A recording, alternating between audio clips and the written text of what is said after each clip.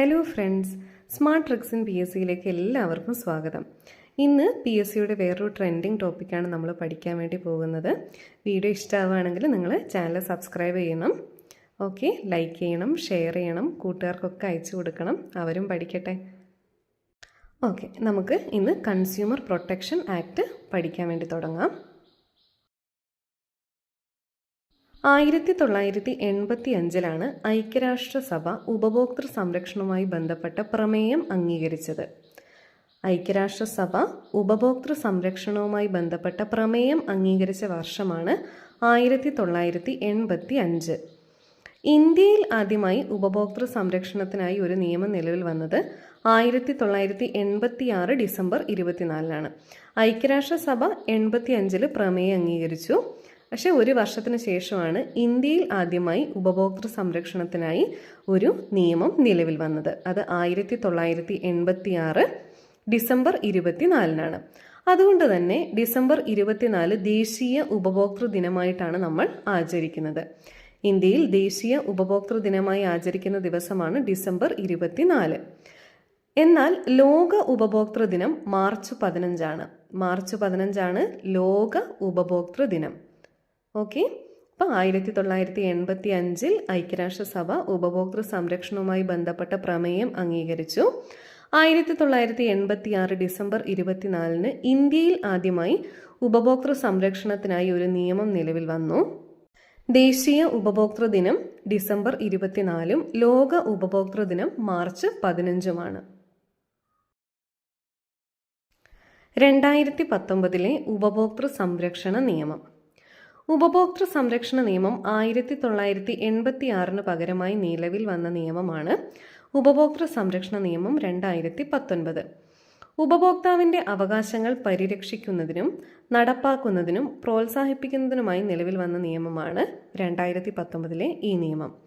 ഉപഭോക്താക്കളുടെ തർക്കങ്ങൾ പരിഹരിക്കുന്നതിനും സമയബന്ധിതവും ഫലപ്രദവുമായ പ്രശ്ന പരിഹാരങ്ങൾക്കും ഈ നിയമം മുൻഗണന നൽകുന്നു. ഉപഭോക്തൃ സംരക്ഷണ നിയമം 2019 ലോകസഭ പാസാക്കിയത് 2019 ജൂലൈ 30, രാജ്യസഭ പാസാക്കിയത് 2019 ഓഗസ്റ്റ് 6, രാഷ്ട്രപതി അംഗീകരിച്ചത് 2019 ഓഗസ്റ്റ് 9, ഉപഭോക്തൃ സംരക്ഷണ നിയമം നിലവിൽ വന്നത് 2020 ജൂലൈ 20. അതായത് ഇവിടെ നമുക്ക് 4 ഡേറ്റുകൾ പഠിക്കാനുണ്ട്. ഇത് കൺഫ്യൂസ്ഡ് ആയി പോകാൻ പാടില്ല. ലോകസഭയാണ് ആദ്യം പാസ്സാക്കിയത്, അതിനുശേഷം രാജ്യസഭ, പിന്നീട് രാഷ്ട്രപതി അംഗീകരിക്കുന്നു, നിയമം നിലവിൽ വരുന്നു. ലോകസഭ പാസ്സാക്കിയത് 2019 ജൂലൈ 30, രാജ്യസഭ പാസ്സാക്കിയത് 2019 ഓഗസ്റ്റ് 6, രാഷ്ട്രപതി അംഗീകരിച്ച് 2019 ഓഗസ്റ്റ് 9. ഓഗസ്റ്റ് 6 ഓഗസ്റ്റ് 9 പ്രത്യേകത നമുക്കറിയാം അല്ലേ, ഹിരോഷിമ നാഗസാക്കി ദിനമാണ്. അപ്പോൾ അത് വെച്ചൊന്ന് കണക്ട് ചെയ്ത് നോക്കിയാൽ മതി. രാജ്യസഭ പാസ്സാക്കിയത് 2019 ഓഗസ്റ്റ് 6, രാഷ്ട്രപതി അംഗീകരിച്ച് 2019 ഓഗസ്റ്റ് 9. ഉപഭോക്തൃ സംരക്ഷണ നിയമം നിലവിൽ വന്നത് 2020 ജൂലൈ 20 അല്ലേ, 2020 ജൂലൈ 20. ഉപഭോക്തൃ സംരക്ഷണ നിയമത്തിൽ ആകെ 8 അധ്യായങ്ങളും 107 വകുപ്പുകളുമാണ് ഉള്ളത്. 8 അധ്യായങ്ങളും 107 വകുപ്പുകളും ഉൾക്കൊള്ളുന്നതാണ് ഉപഭോക്തൃ സംരക്ഷണ നിയമം 2019. ക്ലിയർ അല്ലേ? ഇതിലെ ഡേറ്റുകൾ ഓർത്തിരിക്കുക. പിന്നീട് 8 അധ്യായങ്ങളാണുള്ളത്, 107 വകുപ്പാണ് ഉപഭോക്തൃ സംരക്ഷണ നിയമം 2019 ഉള്ളത്. 8 അധ്യായങ്ങൾ ഉണ്ടെന്ന് പറഞ്ഞു. അതിൽ ഓരോ അധ്യായത്തിലും എന്തിനെക്കുറിച്ചൊക്കെയാണ് ചർച്ച ചെയ്യുന്നതെന്നുള്ളത് നോക്കാം. അധ്യായം 1 മുതൽ 2 വരെയുള്ള വകുപ്പുകളിൽ ഇൻട്രൊഡക്ഷൻ പ്രാരംഭികമാണ്. അധ്യായം 2 3 മുതൽ 9 വരെയുള്ള വകുപ്പുകളിൽ ഉപഭോക്തൃ സംരക്ഷണ സമിതികളെ കുറിച്ചാണ് പറയുന്നത്. അധ്യായം 3 10 മുതൽ 27 വരെയുള്ള വകുപ്പുകളിൽ കേന്ദ്ര ഉപഭോക്തൃ സംരക്ഷണ അതോറിറ്റിയെക്കുറിച്ചും അധ്യായം 4 28 മുതൽ 73 വരെയുള്ള വകുപ്പുകളിൽ ഉപഭോക്തൃ തർക്ക പരിഹാര കമ്മീഷനെ കുറിച്ചാണ് പറയുന്നത്. ഇവിടെ കൃത്യമായിട്ട് ശ്രദ്ധിക്കണം, സമിതി, അതോറിറ്റി, കമ്മീഷൻ, അത് മാറിപ്പോകാൻ വേണ്ടിയിട്ട് പാടില്ല. ഉപഭോക്തൃ സംരക്ഷണ സമിതിയുണ്ട്, കേന്ദ്ര ഉപഭോക്തൃ സംരക്ഷണ അതോറിറ്റി ഉണ്ട്, ഉപഭോക്തൃ തർക്ക പരിഹാര കമ്മീഷനുണ്ട്. അത് 3ഉം വ്യത്യാസമാണ്. അധ്യായം 5 മധ്യസ്ഥതയെക്കുറിച്ച് 74 മുതൽ 81 വരെയുള്ള വകുപ്പുകളാണ്. അധ്യായം 6 ഉൽപ്പന്ന ബാധ്യതയെക്കുറിച്ച് 82 മുതൽ 87 വരെയുള്ള വകുപ്പുകളിൽ പറയുന്നു. കുറ്റങ്ങളും പിഴകളും ഉൾപ്പെടുന്നത് അധ്യായം 7 വകുപ്പ് 88 മുതൽ 93 വരെയുള്ള വകുപ്പുകളിലാണ്. അധ്യായം 8 മിസലീനിയസ് പലവക 94 മുതൽ 107 വരെയുള്ള വകുപ്പുകൾ. ഇതിൽ ഏറ്റവും ഇമ്പോർട്ടൻ്റ് ആയിട്ട് ശ്രദ്ധിക്കാനുള്ളത് അധ്യായം 2, 3, 4. ആദ്യത്തേത് സമിതി, പിന്നീട് അതോറിറ്റി, പിന്നീട് കമ്മീഷൻ, അങ്ങനെയാണ് വരുന്നത്. അതിൻ്റെ വകുപ്പുകളും ഓർത്തിരിക്കുക. അധ്യായം 2 ഉപഭോക്തൃ സംരക്ഷണ സമിതി 3 മുതൽ 9 വരെ. അധ്യായം 3 കേന്ദ്ര ഉപഭോക്തൃ സംരക്ഷണ അതോറിറ്റി 10 മുതൽ 27 വരെ. അധ്യായം 4 ഉപഭോക്തൃ തർക്ക പരിഹാര കമ്മീഷൻ 28 മുതൽ 73 വരെ. സെക്ഷൻ 2(7) കൺസ്യൂമർ അഥവാ ഉപഭോക്താവ് ആരാണെന്നുള്ള ഒരു ഡെഫിനിഷൻ കൊടുത്തിട്ടുണ്ട്. പണം നൽകിയോ അല്ലെങ്കിൽ പണം നൽകാമെന്ന് വാഗ്ദാനം ചെയ്തോ അല്ലെങ്കിൽ പണം ഭാഗികമായി നൽകിയോ നൽകാമെന്ന് വാഗ്ദാനം ചെയ്തോ ഏതെങ്കിലും സാധനങ്ങൾ വാങ്ങുന്ന വ്യക്തി അഥവാ സേവനം പ്രയോജനപ്പെടുത്തുന്ന വ്യക്തിയാണ് ഉപഭോക്താവ്. എന്നാൽ പുനർവിൽപ്പനയ്ക്കോ ഏതെങ്കിലും വാണിജ്യ ആവശ്യത്തിനോ ആയി സാധനങ്ങൾ വാങ്ങുന്ന വ്യക്തിയെ അഥവാ സേവനം പ്രയോജനപ്പെടുത്തുന്ന വ്യക്തിയെ ഉപഭോക്താവായി കണക്കാക്കുന്നതല്ല. സ്വയം തൊഴിൽ വഴി ഉപജീവന മാർഗം നേടുന്ന ഒരു വ്യക്തിയുടെ ആവശ്യത്തിനായി മാത്രം അവൻ സാധനങ്ങൾ വാങ്ങി ഉപയോഗിച്ചാൽ ഉപഭോക്താവായി കണക്കാക്കാം. അപ്പോൾ ഇതിൽ ഉപഭോക്താവിൻ്റെ ആ സെക്ഷനാണ് നിങ്ങൾ കൃത്യമായിട്ട് ഓർത്തിരിക്കേണ്ടത്. സെക്ഷൻ 2(7). സെക്ഷൻ 2(9) ഉപഭോക്തൃ അവകാശങ്ങളെക്കുറിച്ച് പറയുന്നുണ്ട്. ഇത് പലതവണയായിട്ട് PSC ചോദിച്ചിട്ടുള്ളൊരു ക്വസ്റ്റ്യൻ ആണ്. പ്രധാനമായിട്ടും 6 ഉപഭോക്തൃ അവകാശങ്ങളാണ് വരുന്നത്. സുരക്ഷിതത്വത്തിനുള്ള അവകാശം, അറിയാനുള്ള അവകാശം, തിരഞ്ഞെടുക്കുവാനുള്ള അവകാശം, കേൾക്കാനുള്ള അവകാശം, പരിഹാരം തേടാനുള്ള അവകാശം, ഉപഭോക്തൃ അവബോധത്തിനുള്ള അവകാശം. അപ്പോൾ ഓരോന്നും എന്താണെന്ന് ഒന്ന് നോക്കാം. സുരക്ഷിതത്വത്തിനുള്ള അവകാശം എന്ന് പറയുന്നത് ജീവനും സ്വത്തിനും അപകടകരമായ ചരക്കുകളുടെയും സേവനങ്ങളുടെയും വിപണനത്തിനെതിരെ, അതാണ് ഒന്നാമത്തെ ഉപഭോക്തൃ അവകാശമായ സുരക്ഷിതത്വത്തിനുള്ള അവകാശം. അറിയുവാനുള്ള അവകാശം എന്നതുകൊണ്ട് ഉദ്ദേശിക്കുന്നത് അന്യായമായ വ്യാപാര സമ്പ്രദായങ്ങളിൽ നിന്ന് ഉപഭോക്താവിനെ സംരക്ഷിക്കുന്നതിനായി സാധനങ്ങളുടെയോ സേവനങ്ങളുടെയോ ഗുണനിലവാരം, അളവ്, പരിശുദ്ധി, വില തുടങ്ങിയവ അറിയുവാനുള്ള അവകാശം. അടുത്തത് തിരഞ്ഞെടുക്കുവാനുള്ള അവകാശമാണ്. വൈവിധ്യമാർന്ന ചരക്കുകളോ സേവനങ്ങളോ മത്സരാധിഷ്ഠിത വിലകളിൽ ലഭ്യമാക്കുന്നിടത്തു നിന്നെല്ലാം തിരഞ്ഞെടുക്കുവാനുള്ള അവകാശം ഒരു ഉപഭോക്താവിനുണ്ട്. അടുത്തത് കേൾക്കാനുള്ള അവകാശമാണ്. ഉചിതമായ വേദികളിൽ ഉപഭോക്താവിൻ്റെ താൽപ്പര്യങ്ങൾ കേൾക്കുന്നതിനും ഉറപ്പു നൽകുന്നതിനും അർഹമായ പരിഗണന ലഭിക്കുന്നതിനുമുള്ള അവകാശമുണ്ട്. 5ാമത്തെ അവകാശമാണ് പരിഹാരം തേടാനുള്ള അവകാശം. അതുകൊണ്ട് ഉദ്ദേശിക്കുന്നത് അന്യായമായ വ്യാപാര സമ്പ്രദായങ്ങൾ, ചൂഷണം എന്നിവയ്ക്കെതിരെ പരിഹാരം തേടാനുള്ള അവകാശം. അവസാനത്തേത് ഉപഭോക്തൃ അവബോധത്തിനുള്ള അവകാശം. അപ്പോൾ ഈ ഒരു സെക്ഷനിൽ മെയിനായിട്ട് ഓർത്തിരിക്കേണ്ടത് സെക്ഷൻ 2(9) ഉപഭോക്തൃ അവകാശങ്ങളെക്കുറിച്ച് പറയുന്നത്. 6 അവകാശങ്ങളാണുള്ളത്. സുരക്ഷിതത്വത്തിനുള്ള അവകാശം, അറിയാനുള്ള അവകാശം, തിരഞ്ഞെടുക്കുവാനുള്ള അവകാശം, കേൾക്കാനുള്ള അവകാശം, പരിഹാരം തേടാനുള്ള അവകാശം, ഉപഭോക്തൃ അവബോധത്തിനുള്ള അവകാശം. ഇത് മാറിപ്പോകാതെ കൃത്യമായിട്ട് പഠിച്ചിരിക്കാം. സെക്ഷൻ 2(5) ഒരു പരാതിക്കാരൻ ആരാണ് എന്നതിൻ്റെ ഡെഫിനിഷൻ കൊടുത്തിട്ടുണ്ട്. പരാതിക്കാരൻ പലരുമാവാം, ഒരു ഉപഭോക്താവാം, അല്ലെങ്കിൽ ഒരേ താല്പര്യമുള്ള ഒന്നോ അതിലധികമോ ഉപഭോക്താക്കളാവാം. നിയമപ്രകാരം രജിസ്റ്റർ ചെയ്തിട്ടുള്ള ഉപഭോക്തൃ അസോസിയേഷൻ, കേന്ദ്ര ഗവൺമെൻറ്, സംസ്ഥാന ഗവൺമെൻറ്, കേന്ദ്ര അതോറിറ്റി. ഒരു ഉപഭോക്താവിന് മരണം സംഭവിച്ചാൽ അയാൾക്ക് വേണ്ടി അയാളുടെ നിയമപരമായ അവകാശി അഥവാ പ്രതിനിധി. ഒരു പ്രായപൂർത്തിയാകാത്ത ഉപഭോക്താവാണെങ്കിൽ ആ വ്യക്തിയുടെ മാതാപിതാക്കൾ അഥവാ രക്ഷിതാവ്. ഇത്രയും ആൾക്കാരാണ് പരാതിക്കാരൻ എന്ന ഡെഫിനിഷൻ്റെ അണ്ടറിൽ വരുന്നത്. അപ്പോൾ ഇവിടെ ഓർത്തിരിക്കേണ്ടത് സെക്ഷൻ 2(5) പരാതിക്കാരൻ എന്നതിനെ ഡിഫൈൻ ചെയ്തിരിക്കുന്നു. അധ്യായം 2 ഡിസ്കസ് ചെയ്യുന്നത് ഉപഭോക്തൃ സംരക്ഷണ സമിതി. ഈ ഒരു സംഭവം മാറിപ്പോകാൻ പാടില്ല കേട്ടോ. സെക്ഷൻ 3 മുതൽ 9 വരെയാണ് ഉപഭോക്തൃ സംരക്ഷണ സമിതിയെക്കുറിച്ച് പറയുന്നത്. ഉപഭോക്താക്കളിൽ ഉപഭോക്തൃ സംരക്ഷണ അവബോധം വളർത്തുന്നതിനും ഉപഭോക്താക്കളുടെ അവകാശ സംരക്ഷണത്തിനും ഉപഭോക്താക്കൾക്ക് നിയമസഭാ സഹായം ലഭ്യമാക്കുന്നതിനും ഉപഭോക്തൃ സംരക്ഷണ നയങ്ങൾ രൂപപ്പെടുത്തുന്നതിനും സർക്കാരിനെ ഉപദേശിക്കുന്നതിനും വേണ്ടി രൂപീകരിക്കപ്പെട്ടിട്ടുള്ള ഉപദേശക സമിതികളാണ് ഉപഭോക്തൃ സംരക്ഷണ സമിതി. ഇതിൽ 3 എണ്ണമാണ് വരുന്നത്. സെക്ഷൻ 3 കേന്ദ്ര ഉപഭോക്തൃ സംരക്ഷണ സമിതിയെക്കുറിച്ചും സെക്ഷൻ 6 സംസ്ഥാന ഉപഭോക്തൃ സംരക്ഷണ സമിതിയെക്കുറിച്ചും സെക്ഷൻ 8 ജില്ലാ ഉപഭോക്തൃ സംരക്ഷണ സമിതിയെക്കുറിച്ചുമാണ് വിശദീകരിക്കുന്നത്. ഇനി നമുക്ക് ഓരോന്നിനെക്കുറിച്ചും വിശദമായിട്ടൊന്ന് പരിശോധിച്ച് നോക്കാം.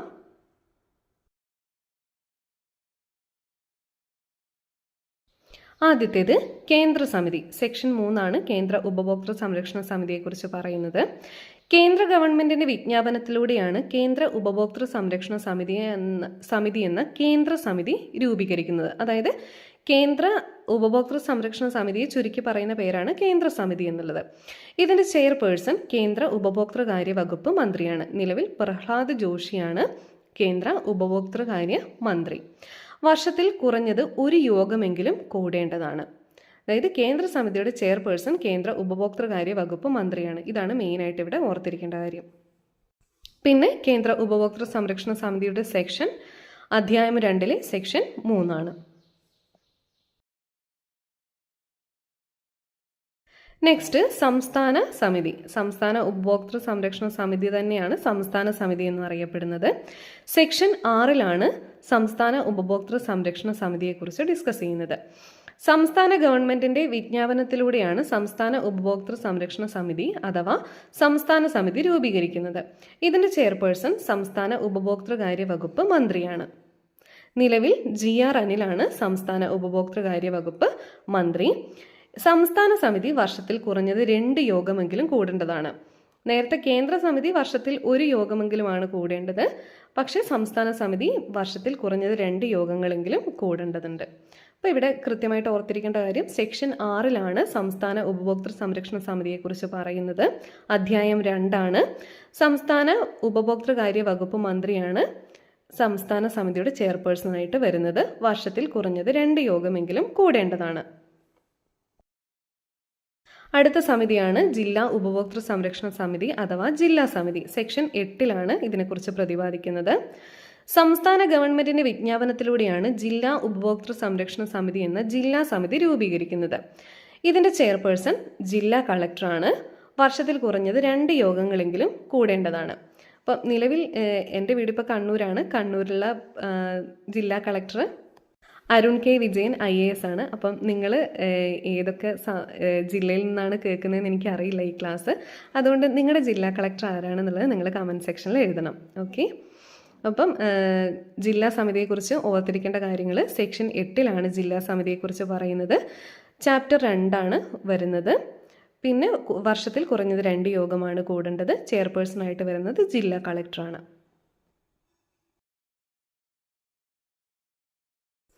അധ്യായം 3 ഡിസ്കസ് ചെയ്യുന്ന കാര്യങ്ങൾ കേന്ദ്ര ഉപഭോക്തൃ സംരക്ഷണ അതോറിറ്റിയാണ്. നേരത്തെ അധ്യായം 2 നമ്മൾ പറഞ്ഞു അത് സമിതിയാണ്, ഇത് അതോറിറ്റിയാണ്. സെക്ഷൻ 10 കേന്ദ്ര ഉപഭോക്തൃ സംരക്ഷണ അതോറിറ്റിയുടെ സെക്ഷൻ. പൊതുജനങ്ങളുടെയും ഉപഭോക്താക്കളുടെയും അവകാശങ്ങൾ സംരക്ഷിക്കുന്നതിനും പ്രോത്സാഹിപ്പിക്കുന്നതിനും ഉപഭോക്താക്കളുടെ അവകാശ ലംഘനവുമായി ബന്ധപ്പെട്ട കാര്യങ്ങൾ, അന്യായമായ വ്യാപാര സമ്പ്രദായങ്ങൾ, തെറ്റിദ്ധരിപ്പിക്കുന്ന പരസ്യങ്ങൾ തുടങ്ങിയവ നിയന്ത്രിക്കുന്നതിനുമായി കേന്ദ്ര ഗവൺമെന്റ് രൂപീകരിക്കുന്നതാണ് കേന്ദ്ര ഉപഭോക്തൃ സംരക്ഷണ അതോറിറ്റി അഥവാ കേന്ദ്ര അതോറിറ്റി. ഇത് നിലവിൽ വന്നത് 2020 ജൂലൈ 24 ആസ്ഥാനം ന്യൂഡൽഹിയും ആദ്യ അധ്യക്ഷൻ നിധി കരെയാണ്. കേന്ദ്ര ഉപഭോക്തൃ സംരക്ഷണ അതോറിറ്റിയുടെ ആദ്യ അധ്യക്ഷൻ നിധി കരെ, ആസ്ഥാനം ന്യൂഡൽഹി. നിലവിൽ വന്ന ദിവസം 2020 ജൂലൈ 24.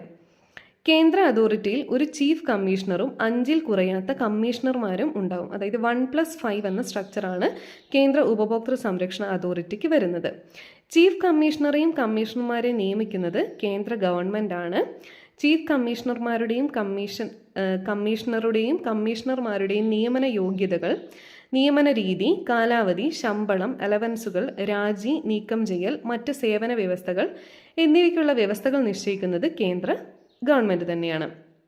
കാലാവധി 5 വർഷം ഇല്ലെങ്കിൽ 65 വയസ്സ് വരെയാണ്. പിന്നെ ഈ കേന്ദ്ര ഉപഭോക്തൃ സംരക്ഷണ അതോറിറ്റിയുടെ വേറൊരു മെയിൻ ഇമ്പോർട്ടൻറ്റ് പോയിൻ്റാണ് ഇവർക്ക് അന്വേഷണം നടത്താനും നടപടിയെടുക്കാനുമുള്ള അധികാരമുണ്ട്. അത് PSC പരീക്ഷകൾ പലതവണയായിട്ട് ആവർത്തിച്ചു വന്നൊരു ക്വസ്റ്റനാണ്. അപ്പം കാലാവധി 5 വർഷം ഇല്ലെങ്കിൽ 65 വയസ്സ് വരെ ഇവർക്ക് അന്വേഷണം നടത്താനും നടപടിയെടുക്കാനും അധികാരമുണ്ട്. കേന്ദ്ര ഉപഭോക്തൃ സംരക്ഷണ അതോറിറ്റിയുടെ സെക്ഷൻ 10 നിലവിൽ വന്നത് 2020 ജൂലൈ 24 ആസ്ഥാനം ന്യൂഡൽഹി, ആദ്യ അധ്യക്ഷൻ നിധി കരെ. സെക്ഷൻ 15 അന്വേഷണ വിഭാഗത്തെക്കുറിച്ച് പറയുന്നത്. ഈ നിയമപ്രകാരം കേന്ദ്ര അതോറിറ്റിയുടെ മേൽനോട്ടത്തിൽ അന്വേഷണ കാര്യങ്ങൾ നിർവഹിക്കുന്നതിനായി ഒരു അന്വേഷണ വിഭാഗം രൂപീകരിക്കുന്നു. അന്വേഷണ വിഭാഗത്തിന് നേതൃത്വം നൽകുന്നത് ഡയറക്ടർ ജനറലാണ്.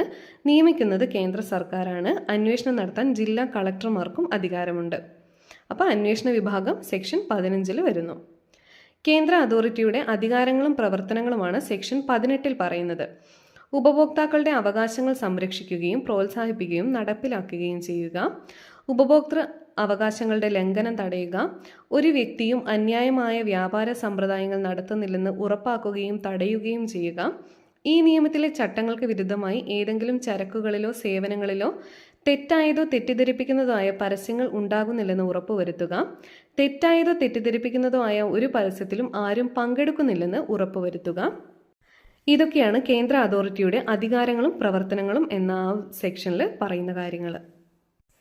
സെക്ഷൻ 19 കേന്ദ്ര അതോറിറ്റിക്ക് പ്രാഥമിക അന്വേഷണം നടത്താൻ സാധിക്കുമെന്ന കാര്യം പറയുന്നുണ്ട്. അതായത് കേന്ദ്ര സർക്കാരിൽ നിന്നോ അല്ലെങ്കിൽ സ്വമേധയായോ ഏതെങ്കിലും വിവരങ്ങളോ പരാതികളോ നിർദ്ദേശങ്ങളോ ലഭിച്ചതിനു ശേഷം ഉപഭോക്തൃ അവകാശങ്ങളുടെ ലംഘനത്തെക്കുറിച്ചോ അന്യായ വ്യാപാര സമ്പ്രദായങ്ങളെക്കുറിച്ചോ പൊതു താൽപ്പര്യത്തിനോ ഉപഭോക്താക്കളുടെ താൽപ്പര്യങ്ങൾക്കോ വിരുദ്ധമായ ഏതെങ്കിലും വ്യക്തിയുടെ തെറ്റായതോ തെറ്റിദ്ധരിപ്പിക്കുന്നതായ പരസ്യത്തെക്കുറിച്ചോ പ്രഥമ ദൃഷ്ട്യാ കേസ് നിലവിലുണ്ടോ എന്നതിനെക്കുറിച്ചോ പ്രാഥമിക അന്വേഷണം നടത്താൻ കേന്ദ്ര അതോറിറ്റിക്കും സാധിക്കും.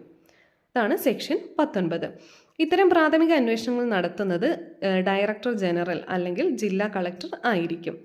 സെക്ഷൻ 20 പറയുന്നത് ഒരു വ്യക്തിയുടെ ഉപഭോക്തൃ അവകാശങ്ങളുടെ ലംഘനമോ അന്യായമായ വ്യാപാര സമ്പ്രദായമോ കാണിക്കുന്നതിന് മതിയായ തെളിവുകളുണ്ടെന്ന് അന്വേഷണത്തിന്റെ അടിസ്ഥാനത്തിൽ സെൻട്രൽ അതോറിറ്റിക്ക് ബോധ്യപ്പെട്ടാൽ അപകടകരവും സുരക്ഷിതമല്ലാത്തതുമായ ചരക്കുകൾ തിരിച്ചു വിളിക്കാനും സേവനങ്ങൾ പിൻവലിക്കാനുമുള്ള കേന്ദ്ര അതോറിറ്റിയുടെ അധികാരത്തെക്കുറിച്ചാണ് സെക്ഷൻ 20 പറയുന്നത്. സെക്ഷൻ 21 വളരെ ഇമ്പോർട്ടൻ്റ് ആണ്. തെറ്റായതോ തെറ്റിദ്ധരിപ്പിക്കുന്നതോ ആയ പരസ്യങ്ങൾക്കെതിരെ നിർദ്ദേശങ്ങളും പിഴകളും നൽകാനുള്ള കേന്ദ്ര അതോറിറ്റിയുടെ അധികാരമാണ് സെക്ഷൻ 21. സെക്ഷൻ 21 തെറ്റായതോ തെറ്റിദ്ധരിപ്പിക്കുന്നതോ ആയ പരസ്യങ്ങൾക്കെതിരെ നിർദ്ദേശങ്ങളും പിഴകളും നൽകാനുള്ള കേന്ദ്ര അതോറിറ്റിയുടെ അധികാരം. അന്വേഷണത്തിന് ശേഷം തെറ്റായതോ തെറ്റിദ്ധരിപ്പിക്കുന്നതോ ആയ പരസ്യമാണെന്ന് കേന്ദ്ര അതോറിറ്റിക്ക് ബോധ്യപ്പെട്ടാൽ ഉത്തരവ് മുഖേന അത്തരം പരസ്യങ്ങൾ നിർത്തുകയോ അല്ലെങ്കിൽ വ്യക്തമാക്കിയിരിക്കുന്ന സമയത്തിനുള്ളിൽ പരിഷ്കരിക്കുകയോ ചെയ്യാൻ ബന്ധപ്പെട്ട വ്യാപാരിക്കോ നിർമ്മാതാവിനോ പരസ്യദാതാവിനോ പ്രസാധകനോ നിർദ്ദേശം നൽകാം. നിർമ്മാതാവിനോ പരസ്യം ചിത്രീകരിക്കുന്നയാൾക്കോ 10 ലക്ഷം രൂപ വരെ പിഴ ചുമത്താം.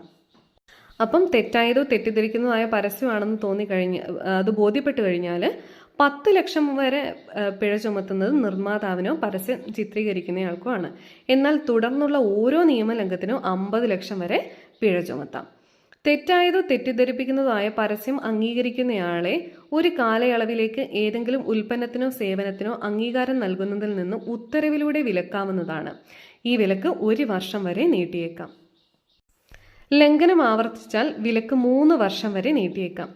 ഏതെങ്കിലും വ്യക്തി തെറ്റിദ്ധരിപ്പിക്കുന്ന പരസ്യം ചിത്രീകരിക്കുകയോ പ്രസിദ്ധീകരിക്കുന്നതിൽ പങ്കാളിയാവുകയോ ചെയ്യുന്നതായി ബോധ്യപ്പെട്ടാൽ അത്തരം വ്യക്തിക്ക് 10 ലക്ഷം രൂപ വരെ പിഴ ചുമത്താം. അപ്പോൾ പിഴ നിശ്ചയിക്കുമ്പോൾ പരിഗണിക്കേണ്ട ചില കാര്യങ്ങളുണ്ട്. കുറ്റകൃത്യം ബാധിക്കപ്പെട്ട പ്രദേശവും ജനങ്ങളും, കുറ്റകൃത്യത്തിന്റെ തീവ്രതയും കാലാവധിയും, കുറ്റകൃത്യം പ്രതികൂലമായി ബാധിക്കാനിടയുള്ള വിഭാഗത്തിൽ സാമൂഹിക അവസ്ഥ, കുറ്റകൃത്യത്തിലൂടെയുള്ള വിൽപ്പനയിൽ നിന്നുള്ള മൊത്ത വരുമാനം, ഉത്തരവ് പാസ്സാക്കുന്നതിന് മുമ്പ് ഒരു വ്യക്തിക്ക് ഒരു അവസരം നൽകേണ്ടതാണ്. പ്രാഥമിക അന്വേഷണത്തിന് ശേഷം അന്വേഷണം നടത്തുന്ന ഡയറക്ടർ ജനറലിനോ അദ്ദേഹം അധികാരപ്പെടുത്തിയ മറ്റേതെങ്കിലും ഉദ്യോഗസ്ഥനോ അല്ലെങ്കിൽ ജില്ലാ കളക്ടറിനോ ഏതെങ്കിലും രേഖയോ ലേഖനമോ മറ്റേതെങ്കിലും തരത്തിലുള്ള തെളിവുകളോ തിരിയുകയും അത്തരം തെളിവുകൾ പിടിച്ചെടുക്കുകയും ചെയ്യാം. പിടിച്ചെടുക്കുന്ന അല്ലെങ്കിൽ ഹാജരാക്കിയ എല്ലാ രേഖയും 20 ദിവസത്തിനുള്ളിൽ ആ വ്യക്തിക്ക് തിരികെ നൽകേണ്ടതാണ്. സെക്ഷൻ 20-21 പ്രകാരം കേന്ദ്ര അതോറിറ്റി പാസാക്കിയ ഏതെങ്കിലും ഉത്തരവിൽ വിഷമിക്കുന്ന ഒരാൾക്ക് അത്തരം ഉത്തരവ് ലഭിച്ച തീയതി മുതൽ 30 ദിവസത്തിനുള്ളിൽ ദേശീയ കമ്മീഷനിൽ അപ്പീൽ ഫയൽ ചെയ്യാം. അതാണ് സെക്ഷൻ 24 പറയുന്നത്.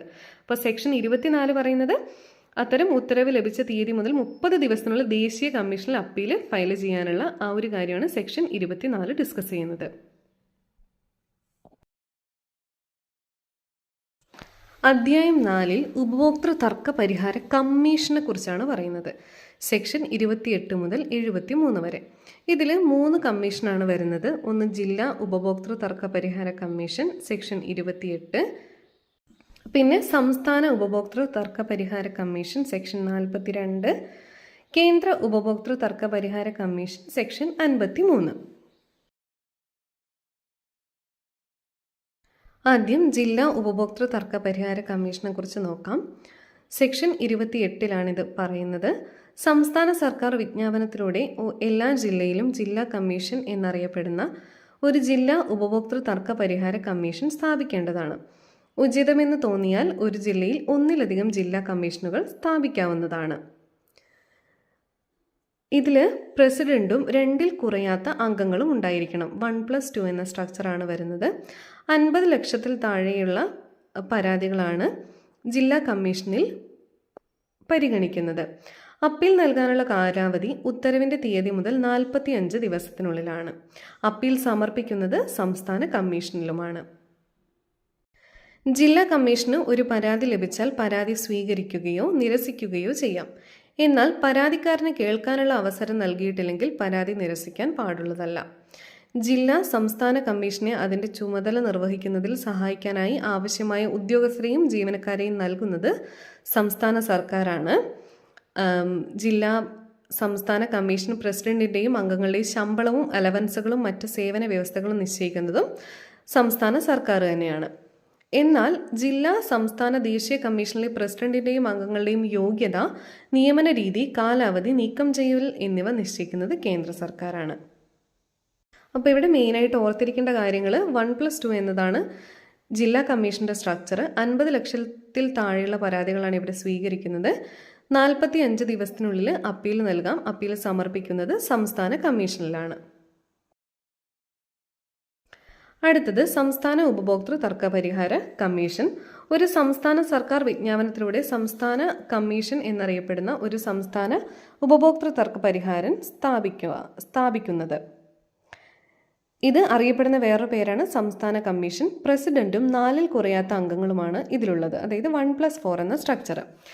ഇവിടുത്തെ അധികാരപരിധി 50 ലക്ഷത്തിനും 2 കോടിക്കും ഇടയിൽ വരുന്ന പരാതികളാണ് ഇവിടെ സ്വീകരിക്കുന്നത്.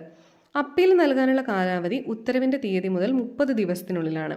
ഇവർ അപ്പീൽ സമർപ്പിക്കുന്നത് ദേശീയ കമ്മീഷനിൽ. അതായത് താഴ്ന്ന ലെവലിലുള്ളത് കുറച്ച് മുകളിൽ ലെവലുള്ളവരിലേക്കാണ് അപ്പീൽ കൊടുക്കേണ്ടത്, അല്ലേ? അപ്പോൾ സംസ്ഥാന സമിതിയിലുള്ള പരാതികൾക്കുള്ള അപ്പീൽ സമർപ്പിക്കുന്നത് ദേശീയ കമ്മീഷനിലായിരിക്കും. സംസ്ഥാന കമ്മീഷനാണ് ഉദ്ദേശിച്ചത്. ഓക്കെ, അപ്പം അപ്പീൽ സമർപ്പിക്കുന്നത് ദേശീയ കമ്മീഷനിലാണ്. കേരള സംസ്ഥാന ഉപഭോക്തൃ തർക്ക പരിഹാര കമ്മീഷന്റെ നിലവിലെ പ്രസിഡന്റ് ജസ്റ്റിസ് കെ സുരേന്ദ്ര മോഹനാണ്. അടുത്തത് കേന്ദ്ര ഉപഭോക്തൃ തർക്ക പരിഹാര കമ്മീഷൻ സെക്ഷൻ 53-ലാണ് ഇതിനെക്കുറിച്ച് പ്രതിപാദിക്കുന്നത്. കേന്ദ്ര സർക്കാർ വിജ്ഞാപനത്തിലൂടെ ദേശീയ കമ്മീഷൻ എന്നറിയപ്പെടുന്ന ഒരു ദേശീയ ഉപഭോക്തൃ തർക്ക പരിഹാര കമ്മീഷൻ സ്ഥാപിക്കുന്നത്. ദേശീയ ഉപഭോക്തൃ തർക്ക പരിഹാര കമ്മീഷൻ രൂപീകരിച്ചത് 1988-ലാണ്. ഇതിലെ പ്രസിഡന്റിന്റെ കാലാവധി 5 വർഷം ഇല്ലെങ്കിൽ 70 വയസ്സ് വരെയും മറ്റംഗങ്ങളുടെ കാലാവധി 5 വർഷം ഇല്ലെങ്കിൽ 67 വയസ്സ് വരെയുമാണ്. ദേശീയ കമ്മീഷൻ എന്നറിയപ്പെടുന്നതും ദേശീയ ഉപഭോക്തൃ തർക്ക പരിഹാര കമ്മീഷനാണ്. പ്രസിഡന്റും 4-ൽ കുറയാത്ത അംഗങ്ങളുമാണ് ഈ ഒരു കമ്മീഷനിലുള്ളത്. അതായത് 1+4 എന്ന സ്ട്രക്ചർ. 2 കോടിക്ക് മുകളിലുള്ള പരാതികളാണ് ഇവിടെ സ്വീകരിക്കുന്നത്. ഉത്തരവിൻ്റെ തീയതി മുതൽ 30 ദിവസത്തിനുള്ളിൽ അപ്പീൽ നൽകാൻ വേണ്ടി പറ്റും. അപ്പീൽ സമർപ്പിക്കുന്നത് സുപ്രീം കോടതിയിലാണ്. ദേശീയ ഉപഭോക്തൃ തർക്ക പരിഹാര കമ്മീഷന്റെ ആദ്യ പ്രസിഡന്റ് ജസ്റ്റിസ് വി ബാലകൃഷ്ണ ഏറാഡിയാണ്. ജസ്റ്റിസ് വി ബാലകൃഷ്ണ ഏറാഡിയാണ് ദേശീയ ഉപഭോക്തൃ തർക്ക പരിഹാര കമ്മീഷന്റെ ആദ്യ പ്രസിഡന്റ്. നിലവിലെ പ്രസിഡന്റ് ജസ്റ്റിസ് R.K. അഗർവാൾ ആണ്. Justice R.K. അഗർവാൾ. നിലവിൽ കേന്ദ്ര ഉപഭോക്തൃ തർക്ക പരിഹാര കമ്മീഷൻ പ്രസിഡന്റാണ് ജസ്റ്റിസ് R.K. അഗർവാൾ. പിന്നെ ദേശീയ ഉപഭോക്തൃ തർക്ക പരിഹാര കമ്മീഷൻ പ്രസിഡന്റായി നിയമിക്കുന്നതിനുള്ള യോഗ്യത സേവനം അനുഷ്ഠിക്കുന്നതോ വിരമിച്ചതോ ആയ സുപ്രീം കോടതി ജഡ്ജിയാണ്. അതാണ് അവരുടെ യോഗ്യതയായിട്ട് വരുന്നത്. അടുത്തത് അധ്യായം 5 ഉപഭോക്തൃ മധ്യസ്ഥ സെൽ. സെക്ഷൻ 74 ഇത് പറയുന്നത്. ഓരോ ജില്ലാ സംസ്ഥാന ദേശീയ കമ്മീഷനോടും അനുബന്ധിച്ച് ഒരു ഉപഭോക്തൃ മധ്യസ്ഥ സെൽ സ്ഥാപിക്കണം. മധ്യസ്ഥരുടെ പാനലിന്റെ കാലാവധി 5 വർഷമാണ്. കാലാവധിക്ക് ശേഷം ഇവർക്ക് വീണ്ടും നിയമനത്തിന് അർഹതയുണ്ടായിരിക്കും.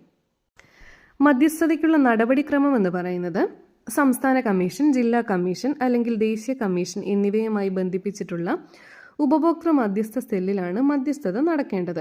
ഒരു ഉപഭോക്തൃ തർക്കം ജില്ലാ കമ്മീഷനോ സംസ്ഥാന കമ്മീഷനോ ദേശീയ കമ്മീഷനോ മധ്യസ്ഥതയ്ക്കായി ഒരു മധ്യസ്ഥനെ റഫർ ചെയ്യുമ്പോൾ ആ മധ്യസ്ഥൻ കക്ഷികളുടെ അവകാശങ്ങളും ബാധ്യതകളും മറ്റ് ഘടകങ്ങളും സ്വാഭാവിക നീതിയുടെ തത്വങ്ങളാൽ തീരുമാനിക്കാവുന്നതാണ്. നാമനിർദ്ദേശം ചെയ്യപ്പെടുന്ന മധ്യസ്ഥൻ ചട്ടങ്ങളിൽ വ്യക്തമാക്കിയിരിക്കുന്ന സമയത്തിനുള്ളിലും രീതിയിലും മധ്യസ്ഥത നടത്തേണ്ടതാണ്. മധ്യസ്ഥതയിലൂടെ ഒത്തുതീർപ്പുമായി ബന്ധപ്പെട്ട സെക്ഷനാണ് സെക്ഷൻ 80. അതായത് ഇവിടെ മെയിനായിട്ട് ഓർത്തിരിക്കേണ്ട കാര്യം അധ്യായം 5 ഉപഭോക്തൃ മധ്യസ്ഥ സെല്ലിനെ കുറിച്ചാണ് പറയുന്നത്, സെക്ഷൻ 74. പിന്നീട് ഇവിടെ ഇമ്പോർട്ടൻ്റ് ആയിട്ട് വരുന്നത് സെക്ഷൻ 80 ആണ്. മധ്യസ്ഥതയിലൂടെയുള്ള ഒത്തുതീർപ്പുമായി ബന്ധപ്പെട്ട സെക്ഷനാണ് സെക്ഷൻ 80. അധ്യായം 6 ഉൽപ്പന്ന ബാധ്യതയെക്കുറിച്ചാണ് പറയുന്നത്. സെക്ഷൻ 82 ആണ് ഉൽപ്പന്ന ബാധ്യതയുമായി ബന്ധപ്പെട്ട സെക്ഷൻ. ഒരു ഉൽപ്പന്ന നിർമ്മാതാവ് നിർമ്മിക്കുന്നതോ സേവനദാതാവ് അഥവാ വിൽപ്പനക്കാരൻ വിൽക്കുന്നതോ ആയ ഒരു വികലമായ ഉൽപ്പന്നം മൂലമുണ്ടാകുന്ന ഏതെങ്കിലും ദോഷത്തിന് ഒരു പരാതിക്കാരൻ്റെ ഉൽപ്പന്ന ബാധ്യതാ നടപടിക്ക് കീഴിലുള്ള നഷ്ടപരിഹാരത്തിനായുള്ള എല്ലാ ക്ലെയിമുകളും ഈ അധ്യായം ബാധകമാണ്.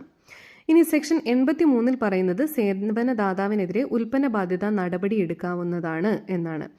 ഇനി 84 പറയുന്നത് ഉൽപ്പന്ന നിർമ്മാതാവിൻ്റെ ബാധ്യതയെക്കുറിച്ചാണ്. അതായത് ഉൽപ്പന്ന നിർമ്മാണത്തിലെ ഏതെങ്കിലും അപാകത, ഉൽപ്പന്ന രൂപകൽപ്പനയിലെ പോരായ്മ, നിർമ്മാണ സവിശേഷതകളിൽ നിന്നുള്ള വ്യതിയാനം, ഉൽപ്പന്നം അതിൻ്റെ എക്സ്പ്രസ് വാറണ്ടിയുമായി പൊരുത്തപ്പെടാതിരിക്കുക, അപകടകരമോ തെറ്റായതോ ആയ ഉൽപ്പന്ന ഉപയോഗത്തെക്കുറിച്ചുള്ള മുന്നറിയിപ്പും മതിയായ നിർദ്ദേശങ്ങളും ഉൾക്കൊള്ളിക്കാതിരിക്കുക. ഇതൊക്കെയാണ് ഉൽപ്പന്ന നിർമ്മാതാവിൻ്റെ ബാധ്യതയായിട്ട് വരുന്നത്. ഒരു ഉൽപ്പന്നത്തിൻ്റെ എക്സ്പ്രസ് വാറണ്ടിയിൽ താൻ അശ്രദ്ധയോ വഞ്ചനയോ ചെയ്തിട്ടില്ലെന്ന് തെളിയിക്കുകയാണെങ്കിൽ പോലും ഒരു ഉൽപ്പന്ന നിർമ്മാതാവ് ഉൽപ്പന്ന ബാധ്യതാ നടപടിയിൽ ബാധ്യസ്ഥനായിരിക്കും. സെക്ഷൻ 85 പറയുന്നത് ഉൽപ്പന്ന സേവനദാതാവിൻ്റെ ബാധ്യതയെക്കുറിച്ചാണ്. ഏതെങ്കിലും ദോഷം തടയുന്നതിന് സേവനദാതാവ് മതിയായ നിർദ്ദേശങ്ങളോ മുന്നറിയിപ്പോ നൽകിയിട്ടില്ലെങ്കിൽ സേവനം കരാറിലുള്ള വാറണ്ടിയും നിബന്ധനകളും വ്യവസ്ഥകളും പാലിക്കുന്നില്ലെങ്കിൽ, ഇതൊക്കെയാണ് ഉൽപ്പന്ന സേവനദാതാവിൻ്റെ ബാധ്യതയായിട്ട് വരുന്നത്. അത് സെക്ഷൻ 85 ആണ്. Section 94 e commerce, direct selling മുതലായവയിലെ അന്യായമായ വ്യാപാര സമ്പ്രദായങ്ങൾ തടയുന്നതിന് കേന്ദ്ര ഗവൺമെൻറ് നിർദ്ദേശിച്ചിരിക്കുന്ന രീതിയിൽ നടപടികൾ സ്വീകരിക്കാവുന്നതാണ്. അതായത് ഇവിടെ ഇത്രേ ഓർത്തിരിക്കാനുള്ളൂ. മെയിനായിട്ട് സെക്ഷൻ 82 ഉൽപ്പന്ന ബാധ്യതയാണ്. സെക്ഷൻ 84 ഉൽപ്പന്ന നിർമ്മാതാവിൻ്റെ ബാധ്യതയാണ്. അടുത്തത് സെക്ഷൻ 85 ഉൽപ്പന്ന സേവനദാതാവിൻ്റെ ബാധ്യതയാണ്. പിന്നെ section 94 e commerce, direct selling മുതലായവയിലെ അന്യായമായ വ്യാപാര സമ്പ്രദായങ്ങൾ തടയുന്നതിന് കേന്ദ്ര ഗവൺമെൻറ്റിന് നിർദ്ദേശിച്ചിരിക്കുന്ന രീതിയിൽ നടപടികൾ സ്വീകരിക്കാവുന്നതാണ്. ഈ കാര്യങ്ങളാണ് ഇവിടെ ഇമ്പോർട്ടൻ്റ് ആയിട്ട് ഓർത്തിരിക്കേണ്ടത്. അടുത്തത് അധ്യായം 7 കുറ്റങ്ങളും പിഴകളുമാണ് പറയുന്നത്. സെക്ഷൻ 88 ആണ് ഇത് വരുന്നത്. ഇവിടെ കുറച്ചധികം കാര്യങ്ങൾ പറയുന്നുണ്ട്. കേന്ദ്ര അതോറിറ്റിയുടെ നിർദ്ദേശങ്ങൾ പാലിക്കാത്തതിനുള്ള ശിക്ഷ എന്ന് പറയുന്നത് 6 മാസം വരെ തടവോ 20 ലക്ഷം രൂപ വരെ പിഴയോ അല്ലെങ്കിൽ രണ്ടും കൂടിയോ ആയിരിക്കും. ഇനി തെറ്റായതോ തെറ്റിദ്ധരിപ്പിക്കുന്നതായ പരസ്യങ്ങൾക്കുള്ള ശിക്ഷ അത് 2 രീതിയിൽ വരുന്നുണ്ട്. 2 വർഷം വരെ തടവും 10 ലക്ഷം രൂപ വരെ പിഴയും വരും. ഇനി കുറ്റം ആവർത്തിക്കുകയാണെങ്കിൽ 5 വർഷം വരെ തടവും 50 ലക്ഷം രൂപ വരെ പിഴയും വരാം. ഇനി മായം കലർന്ന ഉൽപ്പന്നത്തിൻ്റെ നിർമ്മാണം, സംഭരണം, വിതരണം, വിൽപ്പന അല്ലെങ്കിൽ ഇറക്കുമതി എന്നിവയുമായി ബന്ധപ്പെട്ട ശിക്ഷ എന്ന് പറയുന്നത് അത് പലതരത്തിൽ വരുന്നുണ്ട്. ഉപഭോക്താവിന് ഹാനി ഉണ്ടായില്ലെങ്കിൽ 6 മാസം വരെ തടവും 1 ലക്ഷം രൂപ വരെ പിഴയുമാണ്. ഇനി ഉപഭോക്താവിന് ഗുരുതരമല്ലാത്ത ഹാനി ഉണ്ടായാൽ 1 ലക്ഷം രൂപ വരെ പിഴയും 1 വർഷം വരെ പിഴയും 3 ലക്ഷം രൂപ വരെ പിഴയുമാണ്. നേരത്തെ 6 മാസവും 1 ലക്ഷവും, ഇപ്പം 1 വർഷവും 3 ലക്ഷമായേ. ഇനി ഉപഭോക്താവിന് ഗുരുതരമായി ഹാനി ഉണ്ടായി കഴിഞ്ഞാൽ 7 വർഷം വരെ തടവും 5 ലക്ഷം രൂപ വരെ പിഴയും ലഭിക്കും. ഇനി ഉപഭോക്താവിന് അഥവാ മരണം സംഭവിച്ചു കഴിഞ്ഞാൽ 7 വർഷത്തിൽ കുറയാത്തതും ജീവപര്യന്തം വരെ ആകാവുന്നതുമായ തടവും 10 ലക്ഷം രൂപയിൽ കുറയാത്ത പിഴയും ലഭിക്കുന്നതാണ്. ഇനി കുറ്റം തെളിഞ്ഞാൽ കോടതിക്ക് ആ വ്യക്തിയുടെ ലൈസൻസ് വർഷം വരെ സസ്പെൻഡ് ചെയ്യാവുന്നതാണ്. തുടർന്ന് കുറ്റം ആവർത്തിച്ചാൽ ലൈസൻസ് റദ്ദാക്കപ്പെടും. അപ്പം ഇവിടെ ഓർത്തിരിക്കേണ്ട കാര്യങ്ങൾ, പിന്നെ ഈ തെറ്റായതോ തെറ്റിദ്ധരിപ്പിക്കുന്നതായ പരസ്യങ്ങൾക്കുള്ള ശിക്ഷ അത് പലതവണ PSC ചോദിച്ചിട്ടുള്ള ഒരു ക്വസ്റ്റനാണ്. 2 വർഷം വരെ തടവും 10 ലക്ഷം രൂപ വരെയാണ് പിഴ വരുന്നത്. ഇനി കുറ്റം ആവർത്തിക്കുകയാണെങ്കിൽ 5 വർഷം വരെ തടവും 50 ലക്ഷം രൂപ വരെ പിഴയും വരുന്നുണ്ട്. ഇനി 1973 ക്രിമിനൽ നടപടി ചട്ടത്തിൽ എന്ത് തന്നെയായിരുന്നാലും ജില്ലാ കമ്മീഷൻ, സംസ്ഥാന കമ്മീഷൻ, ദേശീയ കമ്മീഷൻ എന്നിവയ്ക്ക് ഉപഭോക്തൃ കേസുകളുടെ അടിസ്ഥാനത്തിലുള്ള കുറ്റകൃത്യങ്ങളുടെ വിചാരണയ്ക്കായി ഫസ്റ്റ് ക്ലാസ് ജുഡീഷ്യൽ മജിസ്ട്രേറ്റിൻ്റെ അധികാരമുണ്ടായിരിക്കുമെന്ന് പറയുന്നുണ്ട്. ലാസ്റ്റ് സെക്ഷനിൽ നമ്മൾ നോക്കുന്നത് ചരക്കുകളുടെയോ സേവനങ്ങളുടെയോ മൊത്തം മൂല്യവും ക്ലെയിം ചെയ്ത നഷ്ടപരിഹാരവും അതിനടയ്ക്കേണ്ട ഫീസുമാണ്. അപ്പോൾ 5 ലക്ഷം രൂപ വരെയാണെങ്കിൽ ഫീസില്ല. ഇത് വളരെ ഇമ്പോർട്ടൻ്റ് ആണ്. ഫീസ് ഇല്ലാത്തത് 5 ലക്ഷം രൂപ വരെയുള്ള ക്ലെയിമുകൾക്കാണ്. 5 ലക്ഷം മുതൽ 10 ലക്ഷം വരെ 200 രൂപ, 10 ലക്ഷം മുതൽ 20 ലക്ഷം വരെ 400 രൂപ, 20 ലക്ഷം മുതൽ 50 ലക്ഷം വരെ 1000 രൂപ, 50 ലക്ഷം മുതൽ 1 കോടി വരെ 2000 രൂപ, 1 കോടി മുതൽ 2 കോടി വരെ 2500 രൂപ, 2 കോടി മുതൽ 4 കോടി വരെ 3000 രൂപ, 4 കോടി മുതൽ 6 കോടി വരെ 4000 രൂപയും, 6 കോടി മുതൽ 8 കോടി വരെ 5000 രൂപയും, 8 കോടി മുതൽ 10 കോടി വരെ 6000 രൂപയും, 10 കോടിക്ക് മുകളിലാണെങ്കിൽ 7500 രൂപയുമാണ് ഫീസ് വരുന്നത്. അപ്പോൾ ഇതിൽ ഏറ്റവും ഇമ്പോർട്ടൻ്റ് ആയിട്ട് ഓർത്തിരിക്കേണ്ടത് 5 ലക്ഷം രൂപ വരെ ഫീസില്ല. 10 കോടിക്ക് മുകളിലാണെങ്കിൽ 7500 രൂപയുമാണ് വരുന്നത്. അപ്പോൾ ഇത്രയും കാര്യങ്ങളാണ് ഉപഭോക്തൃ സംരക്ഷണ നിയമവുമായി ബന്ധപ്പെട്ട് വരുന്ന കാര്യങ്ങൾ. ഈ ക്ലാസ് നിങ്ങൾക്ക് ഹെൽപ്ഫുള്ളായി എന്ന് ഞാൻ വിചാരിക്കുന്നു. എല്ലാവരും മാക്സിമം പഠിച്ച് നന്നായി ശ്രമിച്ച് എക്സാമിന് പോവുക. ടെൻഷനൊന്നും ഇല്ലാതെ ആൻസർ ചെയ്യുക. എല്ലാവർക്കും ജോലി കിട്ടട്ടെ. നിങ്ങൾ വീഡിയോ ഇഷ്ടപ്പെട്ടിട്ടുണ്ടെങ്കിൽ ലൈക്ക് ചെയ്യണം, ഷെയർ ചെയ്യണം, ചാനൽ സബ്സ്ക്രൈബ് ചെയ്യണം. Okay, all the best for your exams.